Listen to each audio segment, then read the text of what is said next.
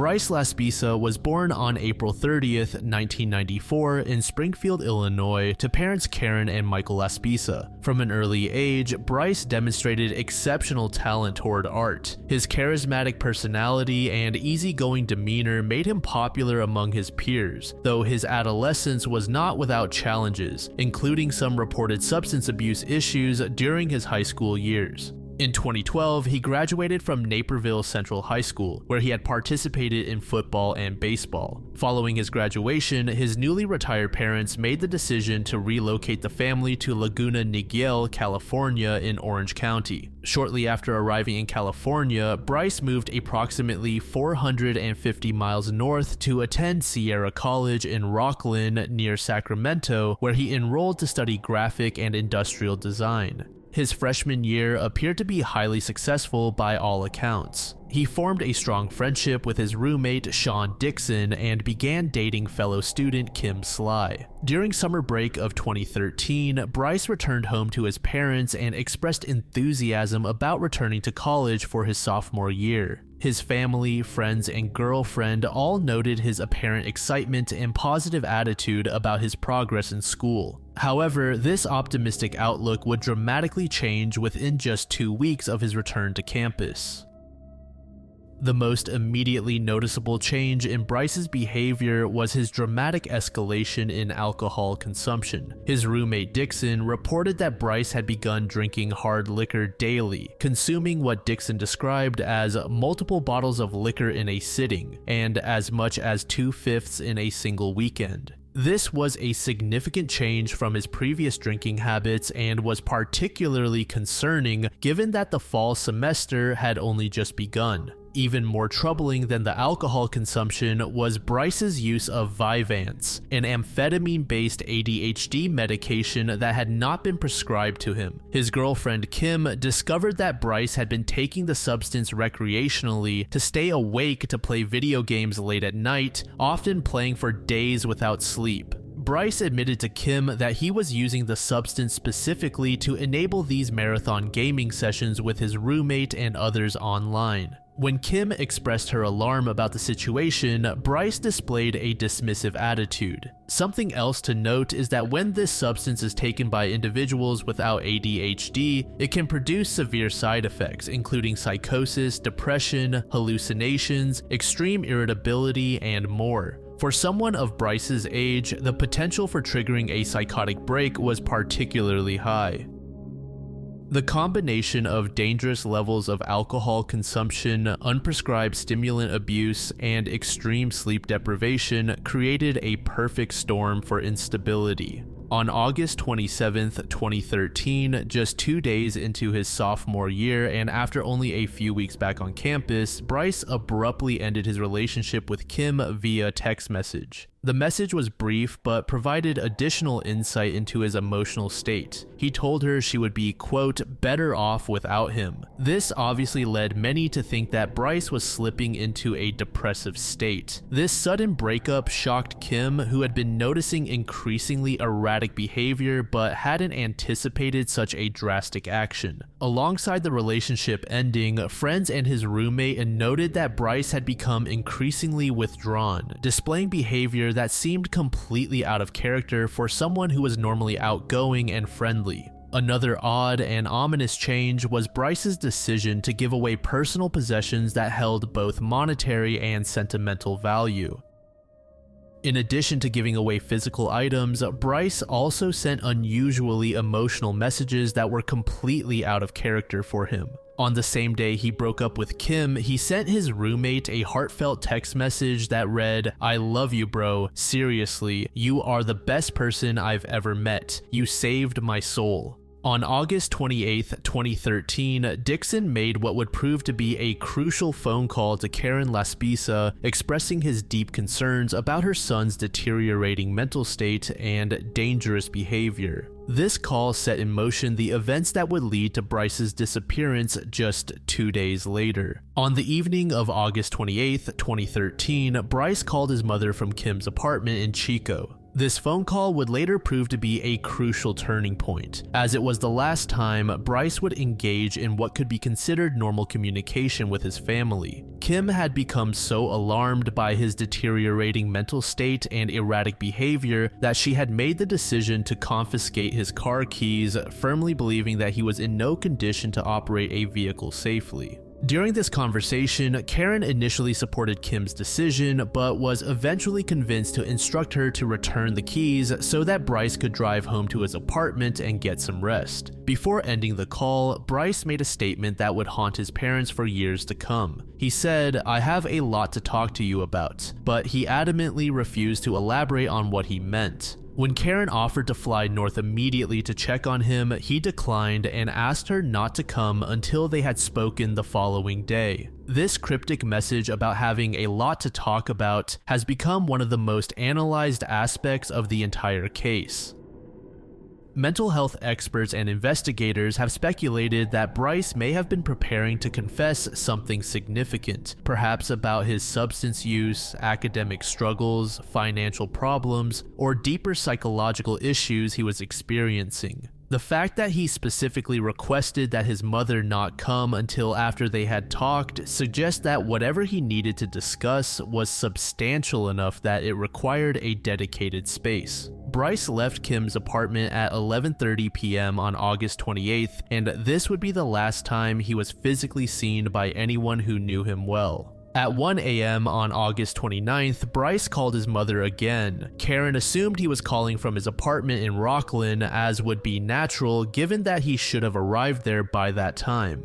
However, cell phone records later revealed a peculiar discrepancy. Bryce was actually calling from a location approximately 1 hour's drive south of his college campus. This discovery would prove to be the first of many inexplicable elements in his disappearance, as it indicated that instead of returning to his apartment as planned, he had begun driving in the opposite direction toward his parents' home in Laguna Niguel.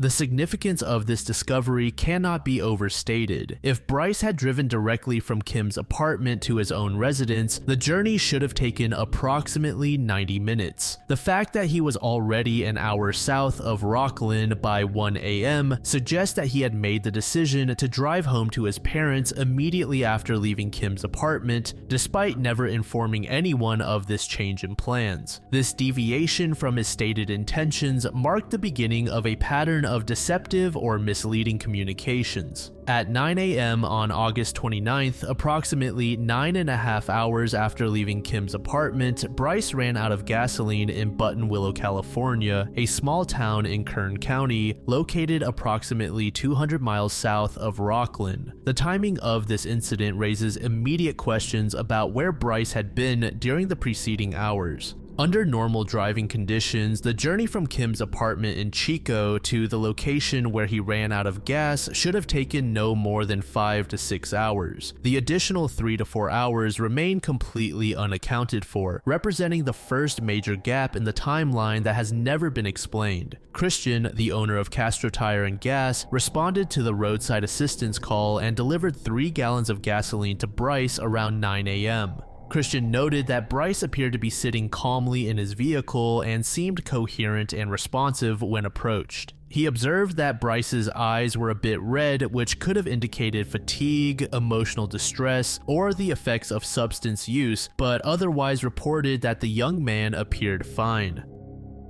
At 11 a.m., Karen and Michael Laspisa received notification from their insurance company that their roadside assistance service had been utilized. This notification prompted Karen to attempt to call Bryce, but he did not answer his phone. Growing increasingly concerned, she contacted Castro Tire and Gas directly and spoke with Christian, who provided details about his encounter with her son. When Christian agreed to return to check on Bryce at Karen's request, arriving at approximately 3 p.m., he made a disturbing discovery. Bryce was sitting in his car in the exact same location where Christian had left him 6 hours earlier. So despite having fuel in his tank and the apparent ability to continue his journey, Bryce had remained completely stationary for that entire period. Christian approached the vehicle and spoke with Bryce, informing him that his parents were worried about him and that he needed to get on the road to head home. According to Christian's account, Bryce appeared disaffected during this interaction, displaying an emotional flatness or detachment. Despite this concerning demeanor, Bryce agreed to leave, and Christian followed him to ensure he got back onto Interstate 5, heading south toward his parents' home.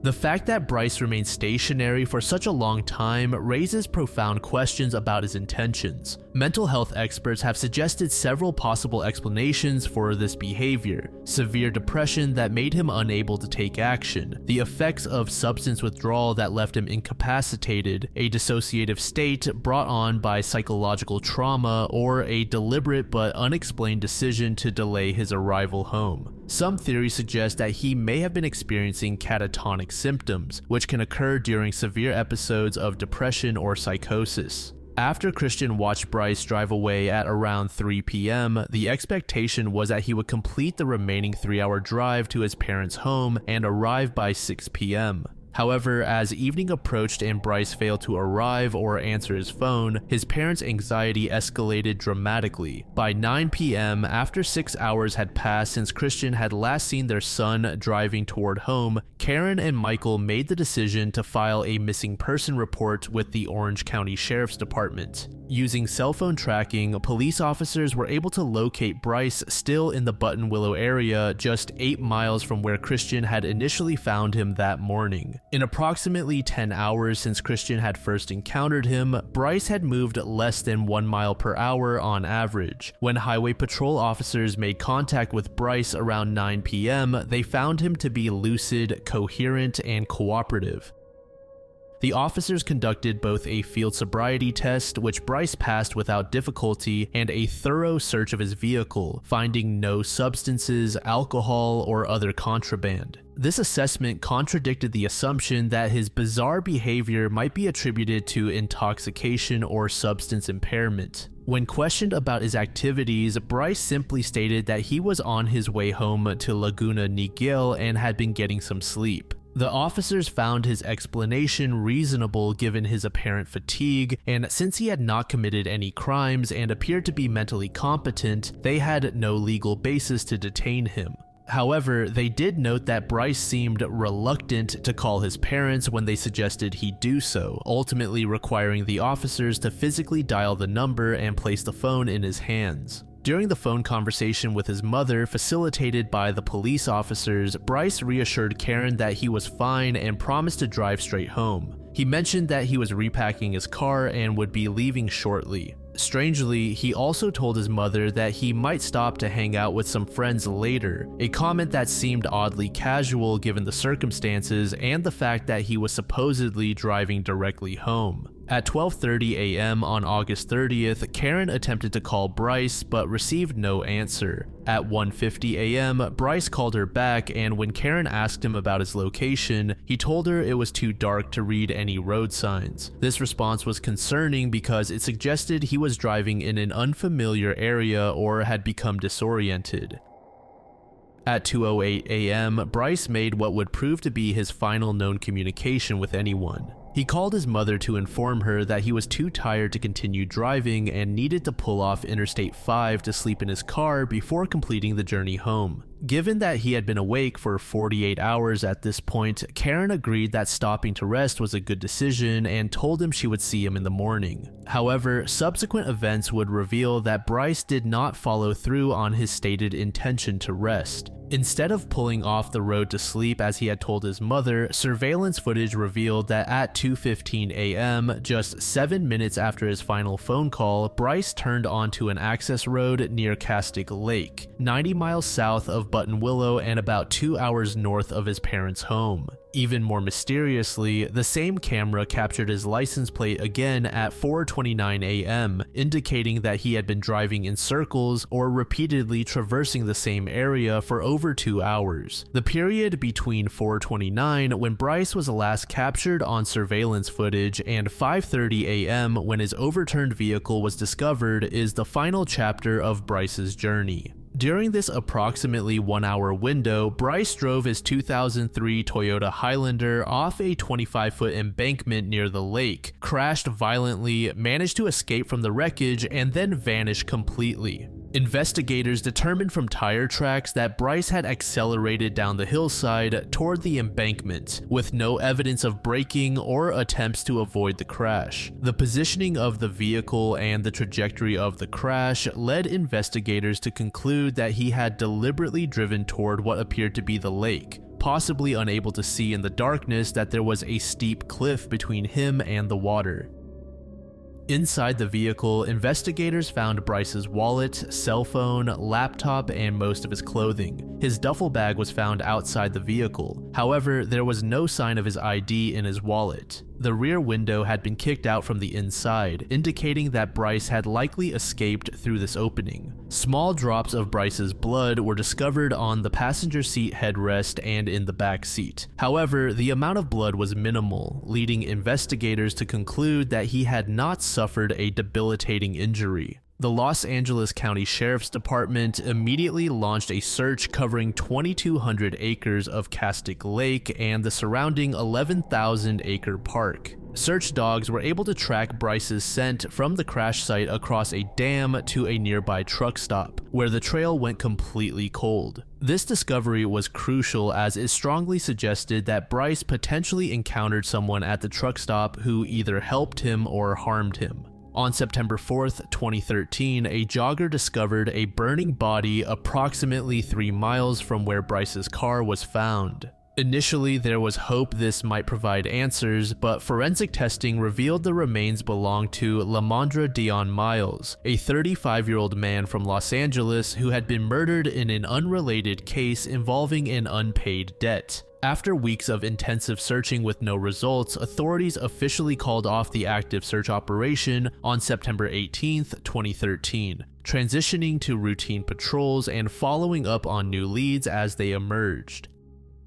Many experts believe Bryce suffered a severe psychological break, potentially triggered by his dangerous combination of alcohol use, unprescribed amphetamine use, and extreme sleep deprivation. Such episodes can cause individuals to act irrationally, lose touch with reality, and make decisions that seem incomprehensible to others. The erratic behavior he displayed in the weeks leading up to his disappearance strongly supports this theory. Some investigators initially believed the crash might have been an attempt on Bryce's own life, given the evidence that he accelerated toward what appeared to be the lake. However, the physical evidence that he survived and walked away from the crash site challenges this theory. A modified version suggests that after surviving, Bryce experienced a change of perspective that motivated him to start a new life. The theory that Bryce deliberately chose to walk away from his life is supported by several factors, those being his taking of his identification while leaving other personal items behind, his apparent survival of the crash, and his disappearance from the truck stop where his scent trail ended. Some accounts suggest he may have felt overwhelmed by family pressure or personal issues, leading him to seek a complete fresh start under a new identity. While less commonly discussed, the possibility exists that Bryce encountered someone with harmful intentions at the truck stop where his trail ended. However, there is no physical evidence to support this theory, and it is considered less likely by investigators.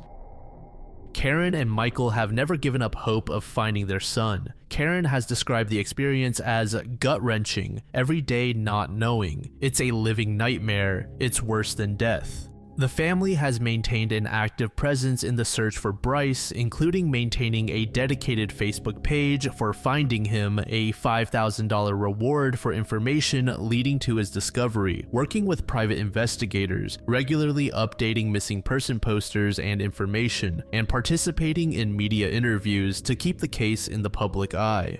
In August 2023, on the 10th anniversary of Bryce's disappearance, the National Center for Missing and Exploited Children released an age-progressed image showing what Bryce might look like at age 29.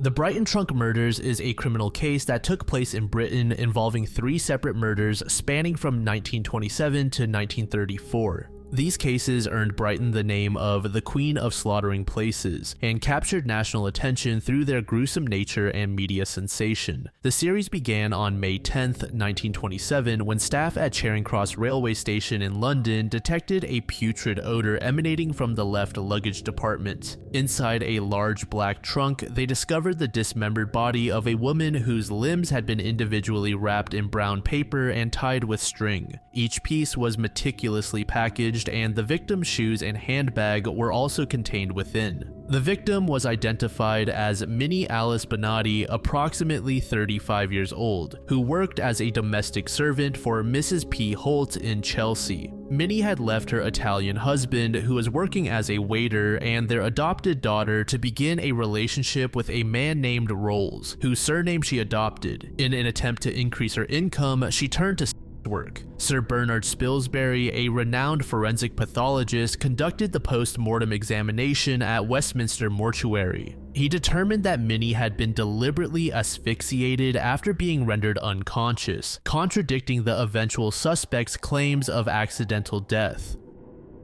A laundry tag marked P. Holt found on the victim's clothing led police to trace the body's identity. The investigation ultimately focused on John Robinson, a 35-year-old estate agent who had sublet offices at 86 Rochester Row under the name Edwards, and Company Robinson's wife worked at the Greyhound Hotel in Hammersmith, which connected to a Greyhound label found on a duster in the trunk. Robinson confessed to picking up Minnie at Victoria Station and taking her to his office. He claimed that when she demanded payment and he refused, she attacked him, causing her to fall and hit her head on a chair. However, Spilsbury's forensic evidence proved that Minnie had been deliberately suffocated, not killed accidentally. Robinson was found guilty of murder and hanged at Pentonville Prison on August 12, 1927.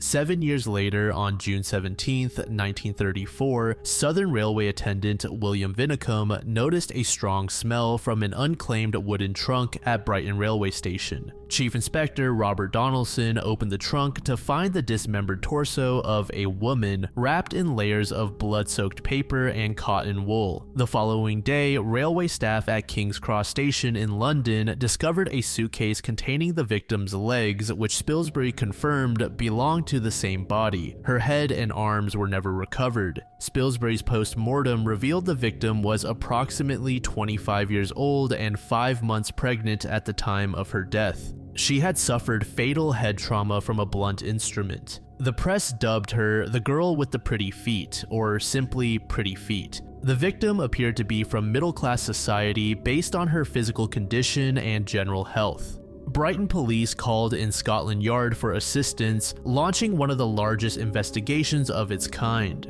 Over 700 missing persons cases were reviewed, and extensive house-to-house searches were conducted throughout Brighton. For the first time, British police made a direct public appeal for help through the press. Chief Inspector Donaldson suspected Dr. Edward Messiah, a local abortionist, based on the victim's pregnancy and the circumstances of the crime. However, when a police officer from Hove confronted Edward directly rather than maintaining surveillance, the doctor produced a list of prominent names that effectively ended the investigation.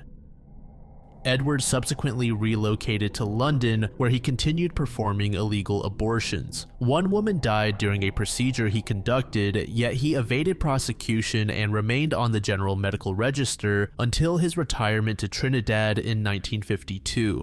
The case remains unsolved, with the victim's identity and killer never established. The only potential clue was a piece of paper found with the word Ford written on it. During the house-to-house searches related to the first trunk murder, police made another gruesome discovery on July 15, 1934. At 52 Kemp Street, they found a black trunk containing the complete body of 42-year-old Violet Kay. Violet, who actually went by several names, had been a dancer and who toured the country in revue shows. She had relocated from London to Brighton in September 1933 with her much younger lover, Tony Mancini. Mancini, whose real name was Cecil Lewis England, was a 26-year-old waiter and small-time criminal with previous convictions for theft and loitering. He used various aliases, including Jack Noterer, Tony English, and Hyman Gold. Their relationship was notoriously rough, marked by Violet's insecurity about Mancini's fidelity and her heavy drinking. The fatal confrontation occurred on May 10th, 1934, at the Skylark Cafe between the piers where Mancini worked. Violet, intoxicated, publicly accused Mancini of having an affair with Elizabeth Attrell, a teenage waitress. Following their argument, Violet was never seen alive again.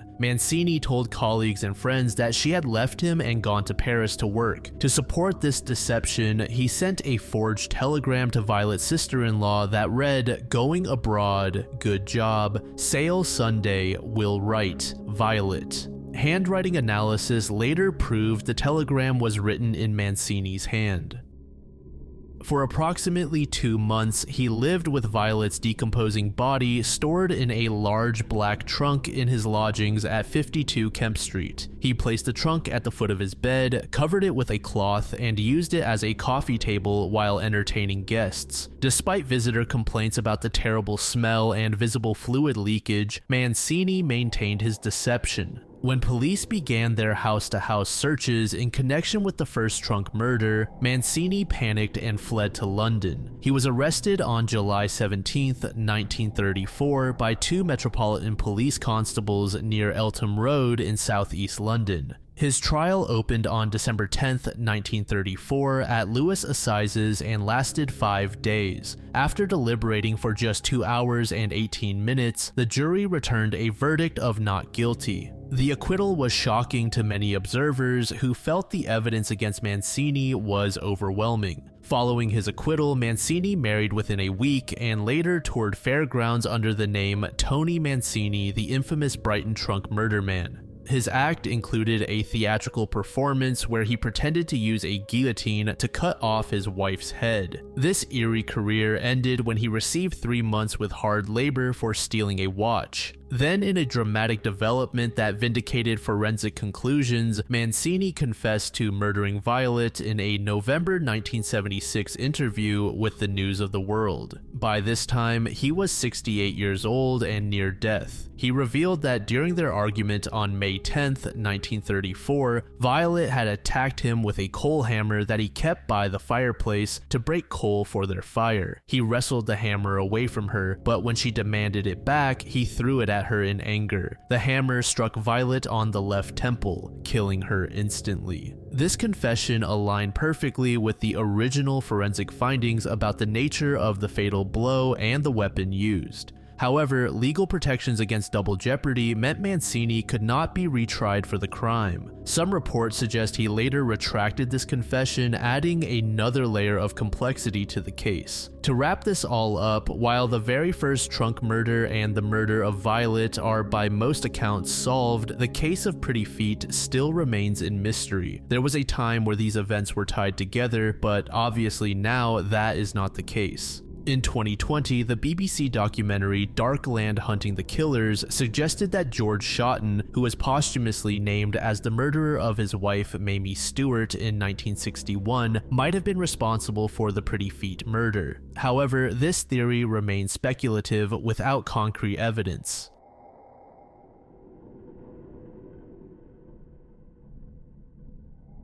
What began as a routine evening train journey on August 9, 1894, transformed into a catastrophic tragedy that claimed 11 lives and exposed deep-seated racial tensions in the American justice system. More than 130 years later, the true perpetrator of the 1894 Rock Island Railroad wreck remains unknown, and the case continues to raise troubling questions about wrongful convictions and the rush to judgment in times of crisis. To better understand the context of this crime, one must examine the economic and social conditions of 1894. Nebraska, like much of the nation, was gripped by severe drought and economic hardship. Corn prices had skyrocketed to 56 cents per bushel, farms were failing across the state, and a mini dust bowl had devastated agricultural communities. Lincoln itself was surrounded by large groups of unemployed workers, creating conditions reminiscent of the later Great Depression. Despite the economic economic hardships, Lincoln was a growing, modernizing city. Electric arc lights illuminated O Street, telephone lines were expanding, and electric trolleys were being installed downtown, though still pulled by horses.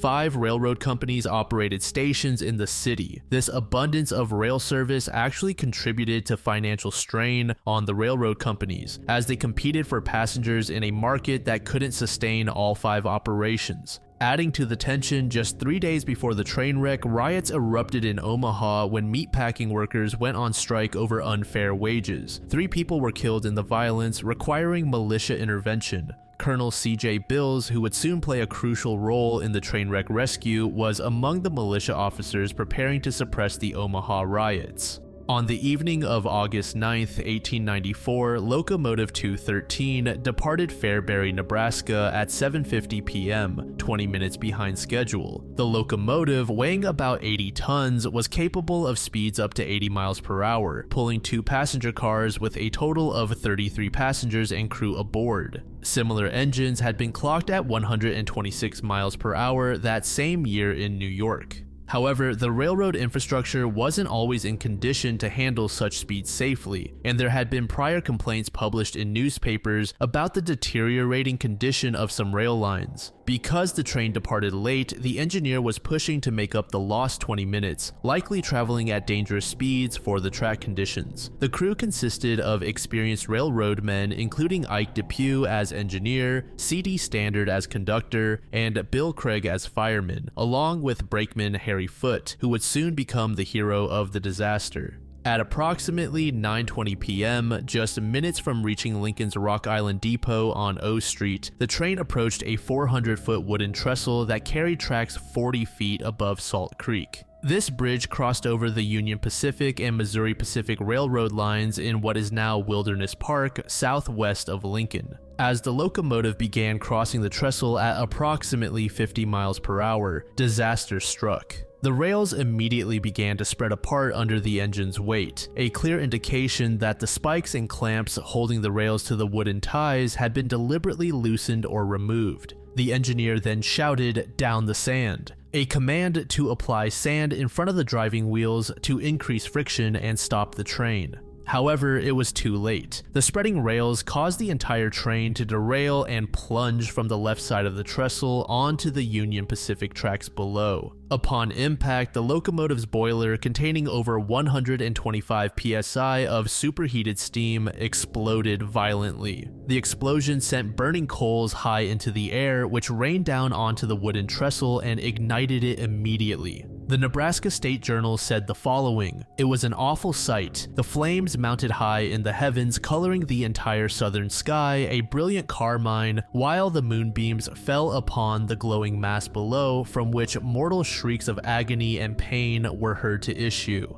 After the locomotive crashed, the coal tender fell on top of it and rolled past. The combination car, containing both passenger seating and baggage compartments, came down next, breaking free from the coal tender and rotating 180 degrees so that it landed upside down with its wheels in the air. This meant the heaviest part of the car, the wheel trucks weighing several tons, slammed down onto the passengers below. The final passenger car slid down the embankment but remained upright, allowing all its occupants to survive, though with injuries. Amid the carnage and flames, 3 men emerged as heroes. Colonel C.J. Bills, J. McDowell, and Harry Foote immediately began rescue operations. Colonel Bills organized the effort, and the 3 men quickly determined that those in the locomotive and the overturned combination car were beyond immediate help. They focused their initial efforts on the rear passenger car, successfully rescuing all 15 passengers from that car. After the initial rescue, Bills and McDowell ran 2 miles to the Nebraska State Penitentiary, the nearest building with telephone access, to call for help from the fire and police departments. However, Harry remained at the scene despite suffering injuries. Sources vary, but it said he either sustained a broken arm, a broken leg, or both from the crash. Hearing the cries of railroad employees trapped beneath the overturned and burning combination car, he twice climbed onto the flaming wreckage to pull out fellow crew members. Using his coat to beat out flames where possible and an axe to break through the wreckage, Harry managed to rescue 6 people from the combination car, including the baggage master and a postal clerk who were personal friends.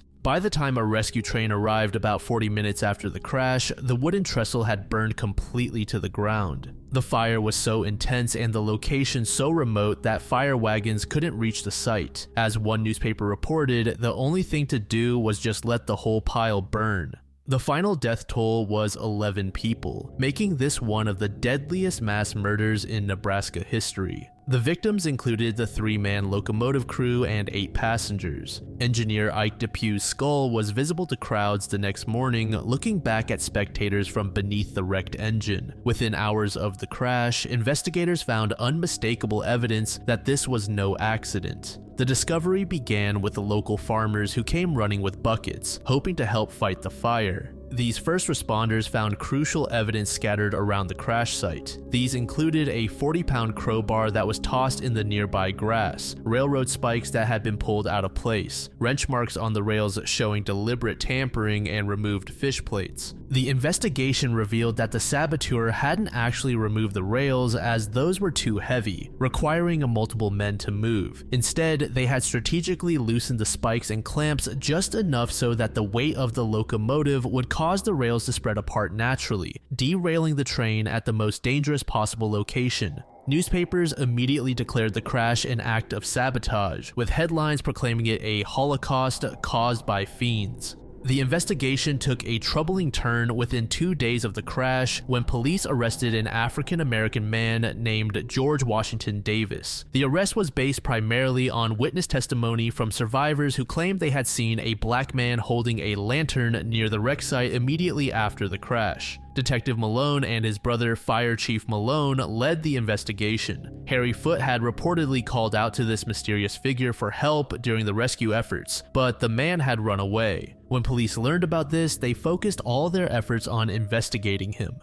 George Davis was born in Washington, D.C. in 1855, but had recently moved to Nebraska. He had served time in prison on several occasions, most recently being released from the state penitentiary in 1892. He lived in Lincoln, worked for local farmers, and frequently spent time at clubs for African Americans in the downtown area. When Detective Malone located Davis at a farm where he was known to work, Davis initially claimed he wasn't at the wreck site. He said he had, quote, run from the colored club downtown to witness the wreck after hearing about it. However, this explanation didn't align with the timeline, as witnesses had seen him at the scene within minutes of the crash, before word could have spread to downtown Lincoln. Davis then made a critical error during questioning. When Detective Malone asked about the noise of the crash, Davis replied that it wasn't too bad until the engine blew up.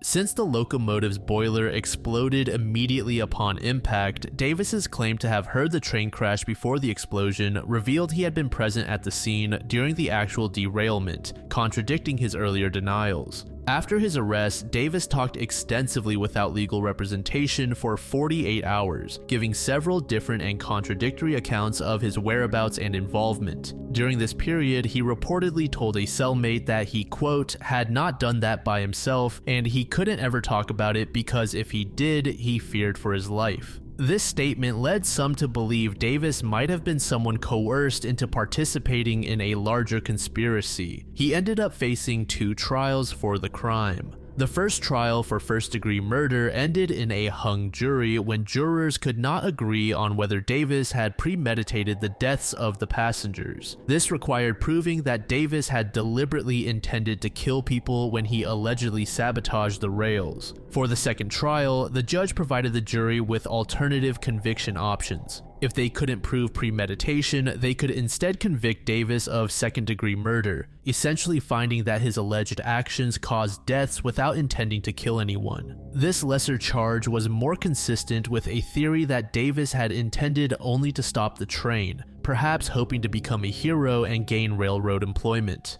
The second jury convicted Davis of second-degree murder and sentenced him to life imprisonment with hard labor. The only time Davis spoke during either trial was at the conclusion of the second trial, when he maintained his innocence. The judge stated there was no possibility for appeal and that Davis should consider himself lucky not to have received the death sentence. Davis's conviction was strongly opposed by many, especially within Lincoln's African American community, who believed he was unjustly charged based purely on circumstantial evidence. This was during a period when African Americans were migrating from the South to growing industrial cities like Lincoln, seeking better economic opportunities, and racial prejudice significantly influenced criminal proceedings. The case highlighted the broader social tensions of the era. The police had almost no concrete evidence linking Davis to the sabotage, no motive was ever established, and Davis never admitted guilt. The conviction appears to have been based primarily on his race, his presence at the scene, and his inconsistent statements during interrogation without legal counsel. After serving 10 years in prison, Davis was paroled in 1905 by Governor John Mickey, an unusually early release for someone convicted of mass murder.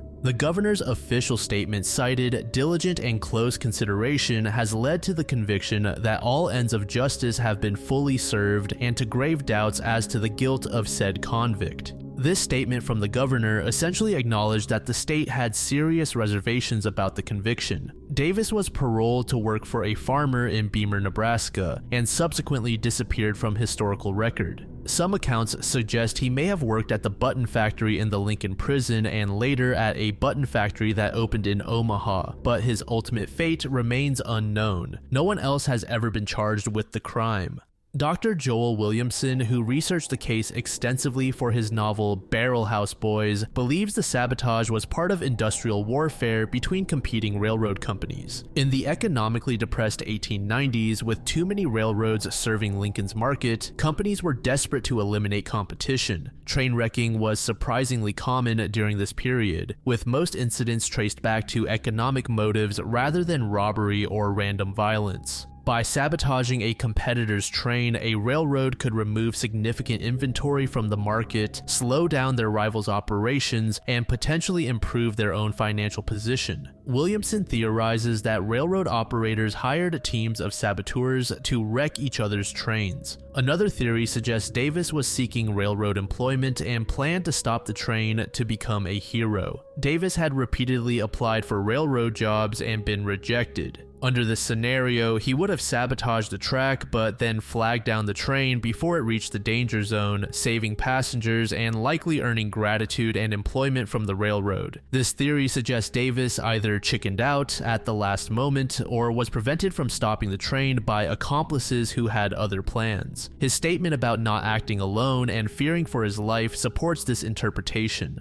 The most disturbing possibility is that Davis was manipulated by others into participating in the sabotage without understanding the full consequences. His apparent fear of revealing the names of accomplices suggests he may have been coerced or threatened into involvement by more powerful interests.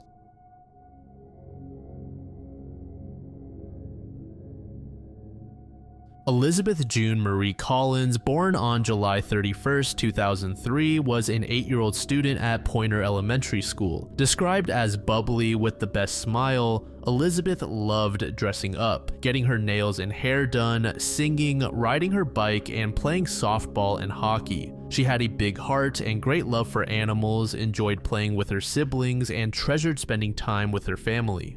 Lyric Cook Morrissey, born on October 2, 2001, was a 10-year-old student at Kingsley Elementary School. Lyric was said to have an infectious joy. She enjoyed bowling, cheerleading, gymnastics, and loved being outside, playing in any weather. Lyric had an unconditional love for her family, especially her brother Dylan, and enjoyed church, morning devotions, and card games with her grandmother. The girls had complicated family backgrounds, particularly Lyric's household. Her mother Misty had been arrested on substance charges while 8 months pregnant with Lyric, leading to Lyric being raised by an aunt until age 4. Both of her parents had criminal histories involving substance-related charges. The events of Friday, July 13th, 2012 began as an ordinary summer day in the small Iowa town of Evansdale. Elizabeth and her cousin Lyric were dropped off at their grandmother Wilma Collins's house in downtown Evansdale that morning. This arrangement had become routine during the summer break as both sets of parents were working and needed childcare for their daughters. Drew Collins, Elizabeth's father, was working as a tree surgeon, while Lyric's mother Misty had recently started a new job at a convenience store after experiencing significant legal troubles related to drug charges. Lyric's father, Dan, had been released from prison just 2 months earlier in May 2012 after serving 6 months. According to media reports, Dan was scheduled to appear in court the following Friday for a pre-trial conference covering 4 separate cases, including charges for possessing, dealing, and making methamphetamine, which could have resulted in up to 235 years in prison if convicted. The day before the girls vanished, Dan had visited Lyric, knowing he was likely to be taken back into custody soon. Family members later described how Lyric ran up to him and he hugged her, making this their final interaction. Wilma Collins took what family members described as a more relaxed approach to supervision compared to the girls' parents. Drew Collins later emphasized to media that he would never have allowed his 8-year-old daughter Elizabeth to go on a bike ride without adult supervision, stating that, quote, "It was different for Lyric as she was a little bit older, but Elizabeth was too little." Around 12:15 p.m., after the girls had been at their grandmother's house for several hours, they asked permission to go on a bike ride. Wilma agreed, telling them to be home soon. Elizabeth's 4-year-old sister Callie was also at the house that day and later recalled asking if she could join the bike ride. She remembered being told, "No, because Grandma is not going to come with." The grandmother watched the girls as they pedaled away on their bicycles, observing them until they reached the end of the street corner before retreating back inside. This would be the last confirmed sighting of the girls by a family member.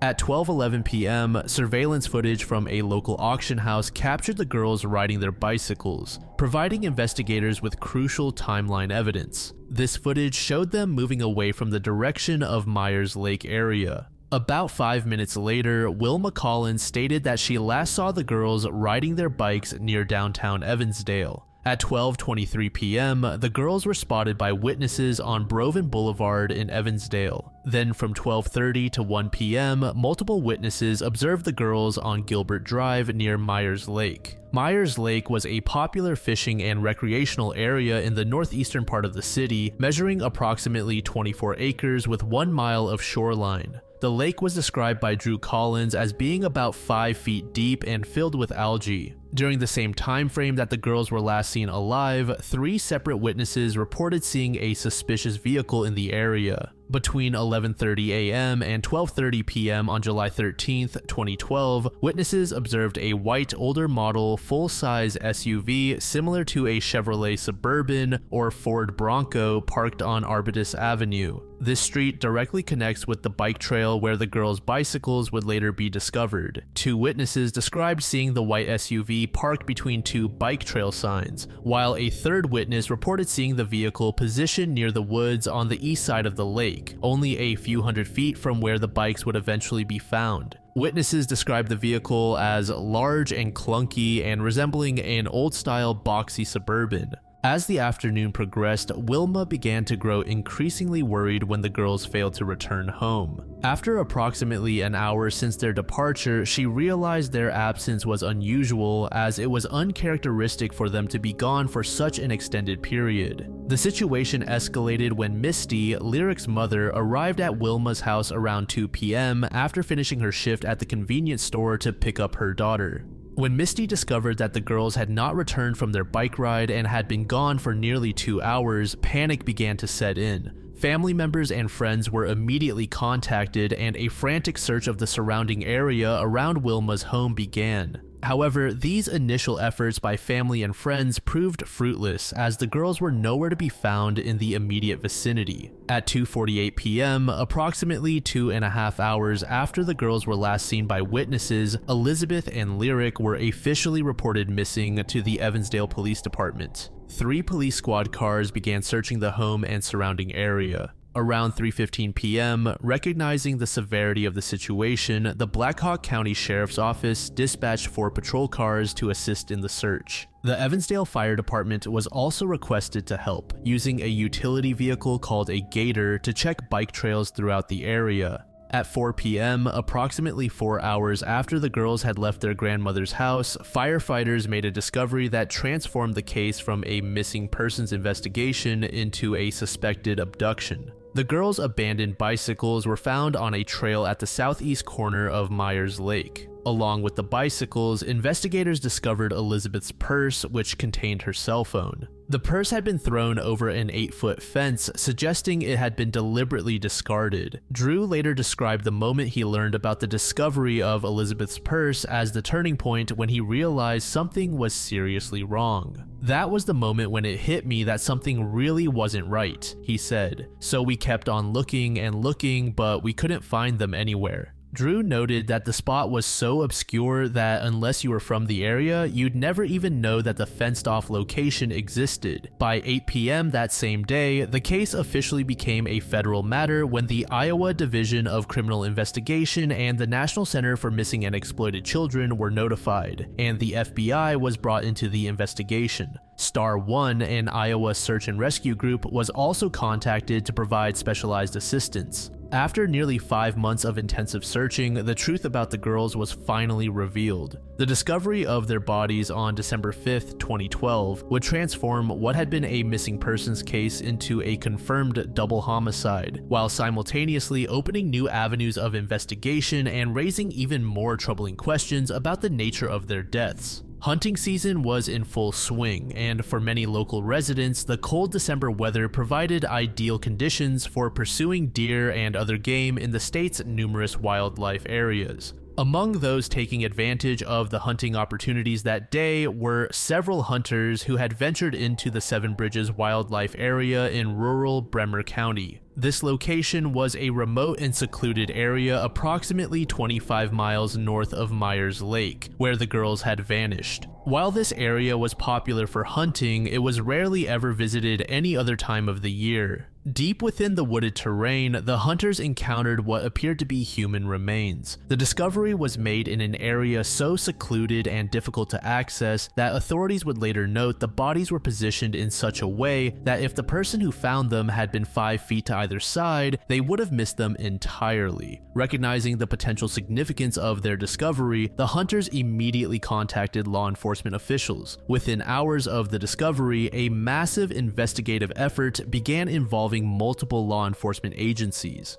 The investigation has been exhaustive and ongoing for over 12 years. More than 1,000 people have been interviewed, over 300 offenders have been investigated, and investigators have followed up on over 2,000 leads since 2012. The DCI Crime Lab has conducted 20 DNA reports on evidence connected to the case over the years. In 2025, investigators began using new DNA technology called StarMix, which can analyze and separate DNA mixtures containing multiple profiles. But as of now, no profiles have been made public. In August 2014, the FBI's Behavioral Analysis Unit released a detailed offender profile, concluding that the offender is likely a local and used quiet coercion to gain the girls' compliance using a ruse or threats of violence. The most significant suspect investigated was Michael James Clunder, a 42-year-old registered offender with a disturbing pattern of crimes. In 1991, he was convicted of kidnapping and assaulting a woman and kidnapping 2 3-year-olds who were found alive, and served approximately 2 decades in prison from 1992 to 2011. In May 2013, he kidnapped 15-year-old Kathleen Shepard and 12-year-old Desi Hughes in Dayton, Iowa. Desi Hughes escaped, but Clunder murdered Kathleen before taking his own life. Despite the similarities between Clunder's crimes and the Evansdale murders, authorities officially ruled him out as a suspect in May 2014, though they have not publicly detailed their reasons for this exclusion. In 2017, investigators examined Jeff Altmeyer, a 58-year-old Ankeny sex offender charged with trying to entice children in multiple counties by offering them $100 to get in his van.